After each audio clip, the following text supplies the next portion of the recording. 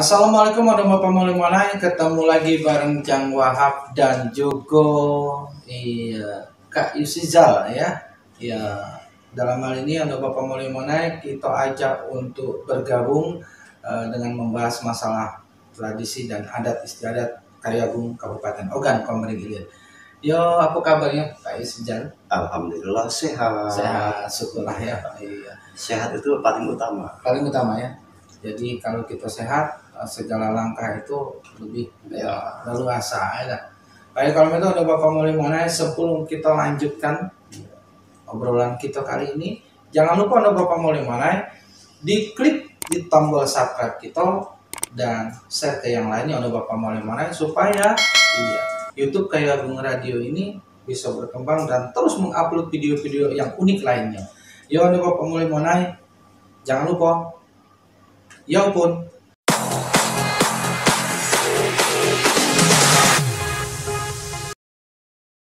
Iya.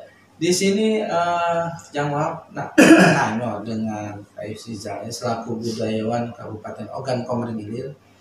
Ini di dalam satu akad nikah itu Jang Wahab karena sudah lamonian berdiam dan berdomisili di Karyagung ini, ada kata-kata yang namanya dengan kungayam.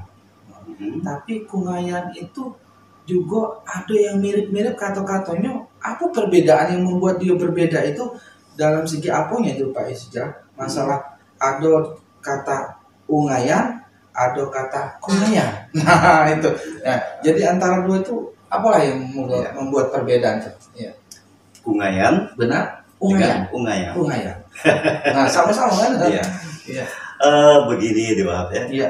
Memang kalau kita telusuri dari sisi bahasa dan makna bahasa dalam Karyagung itu kan sangat beragam. Terkadang ungkapannya sama, tetapi maknanya berbeda. Nah, kita kembali berbicara masalah kata dasar atau dasar kata kan. Kungayan ya. Kungayan itu merupakan sebutan daripada istilah dalam prosesi pelaksanaan akad nikah di dalam suku Karyagung yang namanya kungayan. Itu adalah rombongan yang diarak dari rumah mempelai perempuan ke rumah mempelai laki-laki dalam tujuan untuk menghadiri daripada pelaksanaan ijab kabul. Itu kungayan. Ya. Sementara kalau ungayan itu orang yang ikut dalam acara kungayan itu. Jadi itu rombongan daripada kungayan itu disebut ungayan. Iya. Nah, benar. Jadi apa pengertian dari ini mungaikon misalnya? Nah, misalnya ada kata-kata ungayan ya. Nah, mungaikon. Nah, itu apa itu? Kalau mengungaikan itu itu dari pihak calon mempelai perempuan ya, mengundang seluruh sanak famili dia, mulai dari kaitan bapak sepupu, ibu sepupu, nenek sepupu dan sebagainya kan. Nah, ini pihak perempuan ini melepas rombongan itu mengantarkan namanya mungaikon. Nah, istilahnya mungaikon itu adalah pihak perempuan ya, yang mengantarkan atau melepas rombongan daripada kungayan ini untuk berjalan menuju ke rumah mempelai laki-laki dalam rangka menyaksikan secara dekat pelaksanaan ijab kabul. Nah, ada kan dari pihak mempelai laki-laki maupun mempelai perempuan itu sering ada yang pernah lihat masalah pakaiannya. Ya. Nah, itu apakah disamakan? Apa ada perbedaan antara dari rombongan mempelai laki-laki maupun perempuan? Begini, keseragaman. Kalau pakaian seragam itu hanya ada di pihak mempelai laki-laki yang namanya itu pesalin. Iya. Tapi kalau dari secara adat itu pesalin itu zaman dulu ya, itu ada tanda-tanda. Misalnya kan bajunya panjang, dijahit asal jahit kan, bentuk segi 4 kan. Ini kalau warna ini bentuk bunga-bunganya begini, ini kelompok dari pihak sebelah ayah kalau mempelai perempuan misalnya ya. Nah, kalau warnanya begini, ini mungkin dari kelompok sebelah ibu daripada mempelai perempuan. Jadi pada zaman dulu sangat bisa dilihat langsung perbedaan. Oh ini merupakan gugu kan, atau sepupu daripada ibunya si perempuan. Nah kalau ini sepupu daripada ayahnya si perempuan. Nah, tapi sekarang itu sudah banyak sekali berubah. Nah menurut adat kalau dulu itu si Jalkan pernah mengikuti dari era ke era mungkin ya. Nah kalau zaman dulu namanya ungayan atau mungaikon itu. Ungayan terutama ungayan. Nah dia itu kan berjalan berjalan.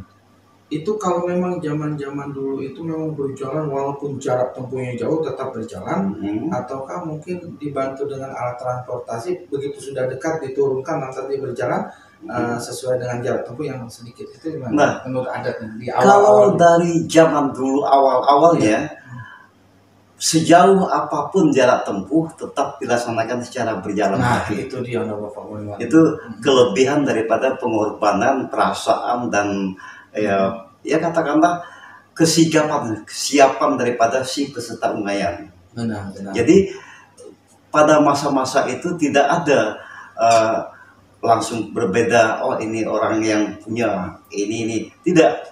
Semuanya berjalan kaki sampai ke tujuannya ya. Tapi setelah tahun 80-an ke atas nampaknya sudah banyak kan alat bantu kendaraan seperti mobil, motor kan. Nah orang-orang memanfaatkan kendaraan itu untuk ikut dalam ungayan. Tapi terkadang mereka ini lebih duluan datang, motor dititipkan dulu, menunggu barisan rombongan datang baru mereka masuk dalam rombongan. Iya. Nah, kan baris-barisan itu dinamakan mapak ya? Bukan? Yang mapak itu yang menerima. Nah, yang menerima. Nah, jadi jawab nanyakan mapak ungayan itu yang mana? Nah, mapak ungayan itu adalah rombongan yang memakai baju pesalin tadi. Oh, yang seragam tadi. Iya, yang dari pihak mempelai laki-laki kan. Mereka tuh maksud mapak itu kan menyambut kedatangan daripada rombongan ungayan ini kan. Nah menyambut ini bukan sembarang menyambut, tetapi disalami sampai habis rombongan ungayan. Biasanya rombongan ungayan ini kan di bagian belakang sekali itu adalah orang tua daripada si mempelai laki-laki perempuan. Nah kan ungayan itu artinya berjalan-jalan, berjalan artinya berjalan bukan berjalan, artinya berjalan ke tempat mempelai itu kan, mempelai apa tadi? Laki-laki. Nah itu kan tidak sembarang orang mungkin ya. Iya. Jadi orang-orang yang diundang untuk dijadikan sebagai ungayan, peserta ungayan itu biasanya orang-orang yang gimana? Ada kriteria atau gimana? Iya, kriterianya begini. Yang diutamakan adalah keluarga terdekat daripada pihak ibu mempelai perempuan dan juga keluarga dekat dari pihak ayah si mempelai perempuan, mulai dari susunan urutan orang tua atau ayah bersaudara sampai ke buyut bersaudara. Nah tetapi itu tidak diambil semuanya. Misalnya kan saya dari keluarga si perempuan, kami ada 5 bersaudara laki-laki. Tidak semua kami laki-laki itu yang diikutkan dalam ungayan. Mungkin diambil perwakilan yang tertua. Tetapi kalau dia masih hubungan kakak beradik, bapak bersaudara atau ibu bersaudara, mau tidak mau semuanya ikut. Tapi kalau sudah nenek bersaudara, buyut bersaudara, itu diambil perwakilan salah satu di antara keluarga itu. Iya. Nah, unik sekali tadi waktu Pak Yusjan ngomongkan bahwa apa namanya di dalam pengayaan itu ada seragam bajunya ya. Ya, ya. Tapi kebanyakan Jang Wahab bahkan pernah ikut di situ. Tapi Jang Wahab sebenarnya bukan keluarga dari sebelah itu ya, dari keluarga, tapi diajak. Nah, harus memakai pakai jas. Apa benar? Itu peserta Umayyan. Oh, lain lagi. Iya. Berarti Jang Wahab termasuk pesertanya. Iya. Yang pesalin ya, Iya. itu orang yang menerima kedatangan Umayyan. Nah, orang yang datang dalam rombongan Umayyan itu menggunakan pakaian jas. Iya benar. Jas pakai kain, itu unik kan? Iya unik. Itu Jang Wahab tempo hari kan masuk ke situ. Padahal saudara termasuk peserta Umayyan. Peserta Umayyan itu Iya. tidak harus saudara dekat dari mempelai. Tidak ya. Iya. Nah, itu pun ya tadi peserta Umayyan itu kan tidak seluruh ini diambilkan, hanya orang-orang tertentu. Iya. Nah, kalau di Wahab misalnya kan, Iya. kebetulan diajak dalam peserta Umayyan itu, mungkin kamu itu dianggap sahabat atau masih ada hubungan kekerabatan, atau tinggal kamu itu dalam wilayah tempat tinggal daripada si perempuan. Benar. Sebagai penghargaan kan. Iya. Nah, pada saat yang menyambut dari Umayyan itu ya, dari keluarga mempelai laki-laki ya. Iya. Nah, itu bisa ditempatkan pada saat dia berhidang makanan, ditempatkan. Oh, ini untuk meja Umayyan, Ya. dan di sini untuk meja tamu lain. Kok bisa dibedakan semacam itu ya? Nah, menghidangkan itu ya. ini ada kalau zaman dulu kan diberikan tanda.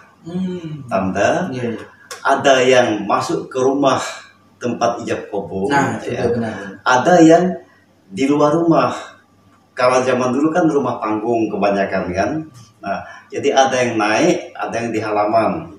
Nah, di halaman ini biasanya diposisikan duduk di meja-meja ya, kursi yang sudah disiap hidangan kan. Nah, yang naik ke atas itu dikasih tanda atau peneng. Nah, ini merupakan orang-orang keluarga dekat daripada pihak mempelai perempuan. Baik itu dari sebelah ibunya atau dari sebelah ayahnya. Nah, mereka tuh ikut secara langsung menyaksikan jalannya ijab kabul. Sedangkan yang sudah hubungan lain, misalnya masih sangkut paut keluarga sepupunya, buyut beradik atau hubungan kekerabatan kan, mereka di bawah atau di luar rumah dengan di hadapan hidangan yang sudah dipasang di kursi di meja. Nah, kalau kita ngomongkan mengenai Umayyan, tentunya ada makna yang tersirat di balik itu. Kira-kira makna yang terpenting itu secara urgennya apa? Dalam Islam Umayyan. Iya.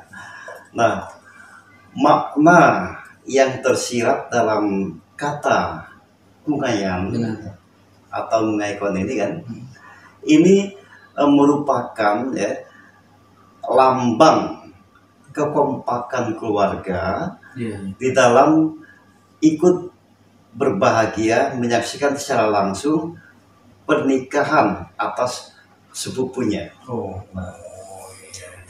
Pada hakikatnya memang ada filosofis daripada kata Umayyan ini kan. Nah, filosofisnya itu kan menyatukan dua pihak yang sebelumnya belum saling mengenal. Nah, dibawa perwakilan yang laki-laki dulu untuk menjadi peserta Umayyan kan, dibawa untuk menyaksikan laksananya ijab kabul. Nah, sebenarnya Umayyan ini ada dua macam. Nah, ada Umayyan laki-laki, ada Umayyan perempuan. Nah, biasanya kalau dalam persedekahan Mabang Handa itu istilah persedekahan yang paling tertinggi kastanya di Kayu Agung kan, itu kalau jam 12 itu sudah berakhir rombongan Umayyan laki-laki, disusul rombongan ibu-ibu ikut Umayyan juga. Nah, di dalam Umayyan itu mungkin yang terakhir, di dalam Umayyan itu apabila yang laki-laki dengan perempuan itu suku Kaya Agung, atau walaupun bukan suku Kaya Agung itu bisa diadakan pengayaan? Itu sebenarnya kalau meniti adat, dia harus melaksanakan pernikahan sesuai dengan nilai tradisi. Ya. Jadi yang ikut dalam kungayan itu adalah hubungan-hubungan tadi kan, hubungan famili dan sebagainya. Benar. Nah, tadi apa yang ditanyakan? Yang ditanyakan tuh kalau memang si mempelai laki-laki bukan Kaya Agung, atau yang laki-laki bukan Kaya Agung. Nah, gimana, memang harus diadakan atau tidak yang melakukan? Nah, begini, kalau dia yang laki-lakinya orang Kayu Agung, perempuannya orang luar suku Kayu Agung, atau sebaliknya, ya, itu tergantung kesemupakatan. Nah, tetapi ada kepincangannya. Kalau dia pihak perempuannya luar Kayu Agung, yang dikhawatirkan apakah ada yang mengiringkan dia untuk ungayan. Karena begini, itu kan menyangkut famili-famili yang diajak. Apalagi si perempuan ini tidak tinggal di daerah Kaya Agung, otomatis tidak punya keluarga kan. Nah, mau tidak mau dia melibatkan sahabat-sahabat daripada ayahnya. Benar. Tapi tidak akan bisa mencukupi, karena pada patokannya orang Kaya Agung itu pihak laki-laki itu kan menyiapkan porsi makanan, makan siang bersama kan. Biasanya paling sedikit dia 10 hidangan. Kalau setiap hidangan itu isinya 10 orang, berarti sudah 100 orang. Benar. Jadi kesimpulannya, kalau pernikahan itu terjadi dalam dua suku yang berbeda, baik laki-laki maupun perempuannya bukan orang Kaya Agung, itu masalah kungayan kebanyakan ditiadakan. Berarti bukan berarti wajib, keharusan. Tapi kalau dia sama-sama orang Kaya Agung kan, itu walaupun sedikit masih ada sifatnya yang namanya kungayan. Pak Yono Bapak Molemone, mungkin yang terakhir, yaitu bisa melestarikan budaya yang unik ini dan dipertahankan oleh generasi penerusnya. Itu mohon pesan dari Pak Aisy. Saya selaku pengamat budaya, untuk masyarakat Kayu Agung khususnya yang sempat mendengar dan mengikuti uraian ini kan, mari kita pertahankan nilai-nilai tradisi dari leluhur kita yang namanya kungayan ini kan, dan jadikanlah acara kungayan ini jangan sampai menyimpang daripada hakikat yang sebenarnya. Jadi kita jangan mengutamakan sahabat, utamakan dulu garis keturunan keluarga, baru kita mengajak sahabat-sahabat. Karena biasanya orang yang mengundang kungayan itu, dia mengundang kita hanya sekian porsi untuk hidangan. Jadi kita di situ harus bisa mengatur. Baik, kalau itu untuk Bapak mulai ya cukup tadi. Ya mudah-mudahan ke depannya kita nak bercerita lagi tentang video-video yang selanjutnya. Karena itu ada Bapak Molemone, kita cukupkan dulu obrolan kita siang ini, dan jangan maaf dengan Pak Aisy mengakhiri dengan ucapan wassalamualaikum warahmatullahi wabarakatuh. 90,4 Kayu Agung Radio.